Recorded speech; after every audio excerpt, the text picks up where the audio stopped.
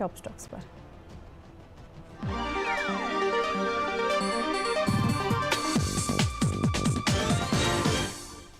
Top स्टॉक्सની વિગત સાથે જોડાયા છે સહયોગી નીરજ અને આરતી. ગુડ મોર્નિંગ આપ બંનેને. નીરજ, શરૂઆત કરીએ આજે કયા સ્ટોક્સ ફોકસમાં? જી, સૌથી પહેલાં તો જે નિફ્ટીની દિગ્ગજ કંપની છે એફએમસીજી બ્રિટાનિયા, એની વાત કરી લઈએ. એના પરિણામ આપણને આવતા દેખાયા. જુઓ, પરિણામ અહીંયા અનુમાનથી આપણને ઘણા સારા રહેતા જોવા મળ્યા છે. પ્રોફિટ અહીંયાથી ચોક્કસથી યર ઓન યર ધોરણે 40% જેટલો ઘટ્યો છે, 555 કરોડ પર પહોંચ્યો છે, પરંતુ એ 550 કરોડ સુધી પહોંચવાનું અનુમાન હતું, જેની સામે એ 555 કરોડ પર પહોંચ્યો છે. આવક જે છે 1.42% જેટલી વધી છે, 4300 કરોડનું અનુમાન હતું, લગભગ 4256 કરોડની આજુબાજુ રહી છે. એબિટા અહીંયાથી 815 કરોડના અનુમાન હતા, સામાન્ય વધીને 821 કરોડ પર રહ્યા છે. 19% માર્જિનનું અનુમાન હતું, પરંતુ 19.3% પર અહીંયા રહ્યા છે. અહીંયાથી માર્જિન ઘટવાનું જ અનુમાન હતું, 19.5%થી ઘટીને 19% થાય એવું અનુમાન હતું, પરંતુ એની સામે જુઓ માત્ર 19.3% પર આપણને માર્જિન રહેતું જોવા મળ્યું છે. પરંતુ ખાસ વાત અહીંયા વોલ્યુમ ગ્રોથ રહ્યો છે. 2 થી 3%ના અનુમાનની સામે 5% જેટલો વોલ્યુમ ગ્રોથ આવ્યો છે. હવે આપણે જોઈએ કે જેટલી પણ અત્યાર સુધીની એફએમસીજી કંપનીઓ આવી છે, એના પરિણામો આવ્યા છે, બધા પરિણામની અંદર વોલ્યુમ ગ્રોથ જે છે એ ઓલમોસ્ટ અનુમાન મુજબ થયા છે, પરંતુ અનુમાનને બીટ કરીને એનાથી વધુ સારું પોસ્ટ કરવાનું કામ માત્ર ને માત્ર બ્રિટાનિયાએ કર્યું છે. આ સ્ટોકની અંદર આપણે ખાસા સમયથી અંડર પરફોર્મન્સ જોયું છે, જે પ્રમાણે આજે અનુમાન પ્રમાણે પરિણામ આવ્યા છે અને જે માર્જિન જેટલા ઘટવાનું અનુમાન હતું એટલા નથી ઘટ્યા, તો અહીંયાની થોડીક પોઝિટિવિટી કદાચ આપણને બ્રિટાનિયાની અંદર જોવા મળી શકે છે. આની સાથે જ મેક ફાઇનાન્શિયલ્સના પર બે સમાચાર છે. પહેલાં પરિણામ જોઈ લઈએ. એન્યુઅલ પ્રીમિયમ ઇક્વિવેલન્ટ એટલે કે એપીઈ અહીંયાથી લગભગ 19% જેટલું વધ્યું છે, 1795 કરોડ પર અહીંયાથી રહેતું જોવા મળ્યું છે. ખાસ કરીને વીએનબી જે છે, વેલ્યુ ઓફ ન્યૂ બિઝનેસ, એ અહીંયાથી ઘટ્યું છે થોડુંક, 593 કરોડથી ઘટીને 489 કરોડ પર રહેતું જોવા મળ્યું છે. અને વીએનબી માર્જિન પણ જે એક સમયે 39% પર હતા ગયા વર્ષે આ જ ક્વાર્ટરની અંદર, એ અત્યારે આપણને 27.24%ની આજુબાજુ રહેતા જોવા મળ્યા છે. પરિણામ અહીંયાથી થોડાક નબળા છે, પરંતુ જે અન્ય ન્યૂઝ છે એની આજે અહીંયા અસર આવી શકે છે, અને એ ન્યૂઝ છે કે IRDAIને મેક્સ લાઈફની અંદર રોકાણ કરવા માટે એક્સિસ બેંકને મંજૂરી આપી દીધી છે. કંપની 1612 પ્રતિ શેર સુધી એક્સિસ બેંક જે છે એ આની અંદર રોકાણ કરશે, અને રોકાણથી કંપનીની નાણાકીય સ્થિતિ અને સોલ્વન્સીનો જે રેશિયો છે એનાથી એમાં આપણને સુધારો જોવા મળશે. હવે ડીલ હેઠળ મેક્સ લાઈફમાં 6% હિસ્સો અહીંયાથી એક્સિસ બેંક જે છે ખરીદવાનું છે, અને એક્સિસ બેંકને 14.25 કરોડ જેટલા શેર અહીંયાથી ઇસ્યુ કરતા દેખાશે. 113 પ્રતિ શેરના ભાવ પર 6% હિસ્સો અહીંયાથી એક્સિસ બેંક જે છે એ ખરીદવા માટે જઈ રહી છે, એટલે અહીંયાથી એક ખાસ ધ્યાન રાખતા રહીશું. અને ખાસ કરીને ડીલ બાદ એક્સિસની જે એન્ટિટીઝ છે એનો હિસ્સો વધીને 19% જેટલો આની અંદર થઈ જશે, અને એક્સિસ બેંક મેક્સ લાઈફની અંદર ડાયરેક્ટ હોલ્ડિંગ જે છે લગભગ 16.2% જેટલું થશે. એટલે અહીંયાથી જે એક્સિસ અને મેક્સ વચ્ચે જે ડીલ થઈ છે અને તબક્કાવાર જે હિસ્સો ખરીદવાની વાત છે એનું એક અપડેટ છે, એટલે અહીંયા પણ એક ખાસ નજર રાખતા રહીશું. પરંતુ આની સાથે જ બર્જર પેઇન્ટના પરિણામ જુઓ, દરેક મોરચે અહીંયાથી આપણને સારા પરિણામ રહેતા જોવા મળ્યા છે. નેટ પ્રોફિટ જે છે 200 કરોડથી 50% જેટલો વધીને 300 કરોડ પર રહ્યો છે. આવક અહીંયાથી 2693 કરોડથી 60% વધીને 2881 કરોડ પર રહી છે. એબિટા અહીંયાથી 350 કરોડથી વધીને 480 કરોડ પર રહ્યા છે, અને માર્જિન 13%થી વધીને 16.7% પર રહ્યા છે. અને વોલ્યુમ ગ્રોથ જે છે અહીંયાથી આપણને 9% પર રહેતો જોવા મળ્યો છે. એટલે ઓવરઓલ ઘણા સારા પરિણામ છે. માર્જિન પણ અહીંયા ઘણા સારા રહેતા જોવા મળ્યા છે, અને વોલ્યુમ ગ્રોથ પણ હાઈ સિંગલ ડિજિટ રહ્યો છે, એટલે અહીંયા આજે આપણને એક તેજી દેખાઈ શકે છે. આના બાદ નવીન ફ્લોરિન જોઈ લો. 106 કરોડથી નફો ઘટીને 78 કરોડ પર રહેતો જોવા મળ્યો છે. આવક જે છે 563 કરોડથી ઘટીને 501 કરોડ પર રહેતી જોવા મળી છે.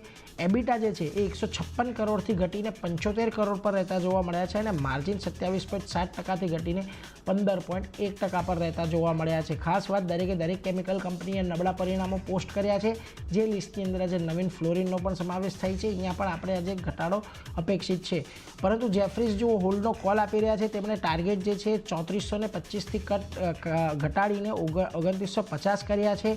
એમનું કહેવું છે કે જે ટૂંકા ગાળે દબાણ છે સ્ટોકની અંદર એ અહીંયા જોવા મળી શકે છે. ડીએમ કેપિટલ છે ન્યુટ્રલ કોલ આપી રહ્યા છે, 3145નો ટાર્ગેટ આપી રહ્યા છે, અને તેમનું કહેવું છે કે અહીંયા ટૂંકા ગાળે ઘણા બધા પડકારો કંપની માટે ઊભેલા છે, એટલા માટે તેઓ અહીંયાથી 3145નો ટાર્ગેટ ખાસ આપી રહ્યા છે. આની સાથે જ રેડિકો ખેતાન સારી એવી પરિણામ રજૂ કર્યા છે.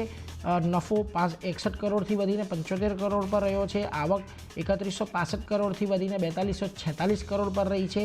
એબિટા 95 કરોડથી વધીને 142 કરોડ પર રહ્યા છે. માર્જિન 3%થી વધીને 3.4% પર રહ્યા છે.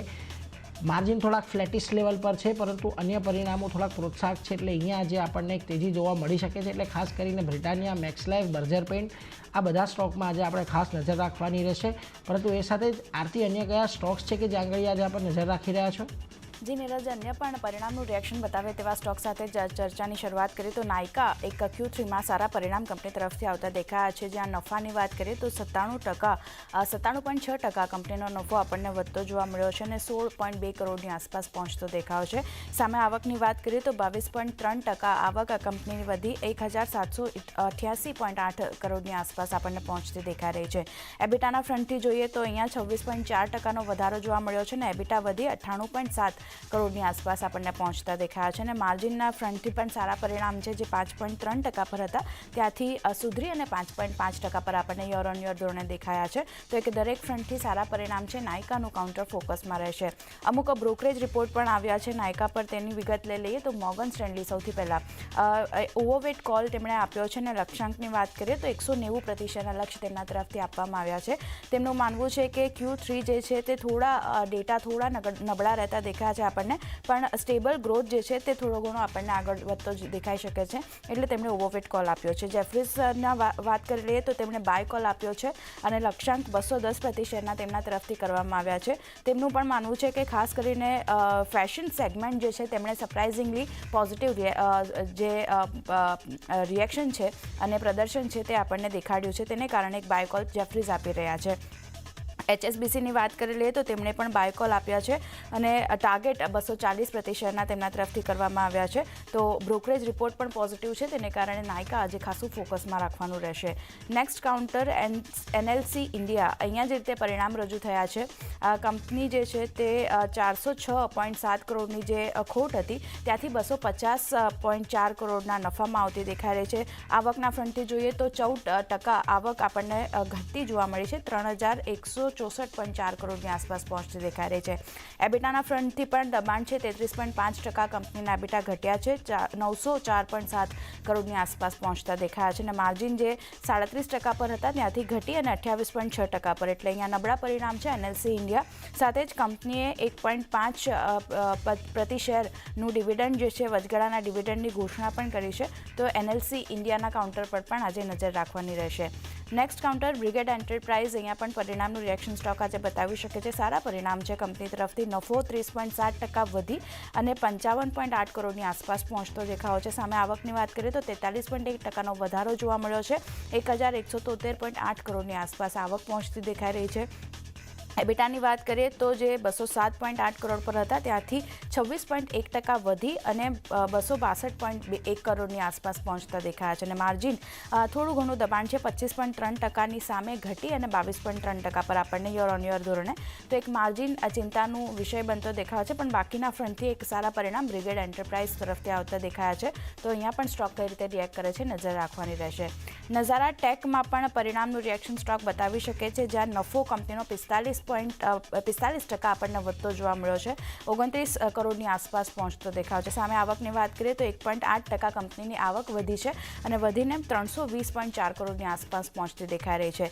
એબિટાના ફ્રન્ટથી જોઈએ તો 21%નો વધારો જોવા મળ્યો છે અને 36.3 કરોડની આસપાસ પહોંચતા દેખાયા છે અને માર્જિનમાં ખાસ કરીને સારો એવો વધારો જે 9.5% પર હતા ત્યાંથી વધી અને 11.3% પર નઝારા ટેકના માર્જિન આપણને પહોંચતા દેખાયા છે. તો અહીંયા પણ એક ફોકસ રાખવાનું રહેશે. પોઝિટિવ રિએક્શન સ્ટોકમાં જોવા મળી શકે છે. અધર રિઝલ્ટ્સ પણ આવ્યા હતા, જેમાં શીલા ફોર્મ્સના પરિણામ આવ્યા હતા, તો કઈ રીતે સ્ટોક રિએક્ટ કરે છે તેના ઉપર નજર રહેશે. એન્ડ્યોરન્સ ટેકના પરિણામ આવ્યા હતા, તો ત્યાં કઈ રીતે ફોકસ બને છે તેના ઉપર ખાસ ફોકસ રહેશે. જેબી કેમિકલ્સના પણ પરિણામ પર નજર રહેશે. સાથે જ ગોદાવરી પાવર એન્ડ ઇસ્પાટ છે, એવરરેડી ઇન્ડસ્ટ્રીઝ છે, વીમાર્ટ છે, આ બધાના પણ પરિણામ આવ્યા હતા, તો કઈ રીતે સ્ટોક રિએક્ટ કરે છે આના પર પણ ફોકસ રાખવાનું રહેશે.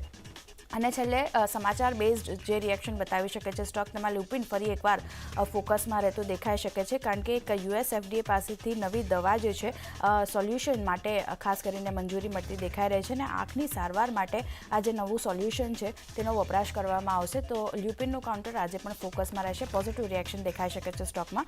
તો ચાંદની આ બધા સ્ટોક છે જે નીરજે જણાવ્યા, મેં જણાવ્યા, બધા પર પરિણામ અને ન્યૂઝનું રિએક્શન જોવા મળશે. જી નીરજ,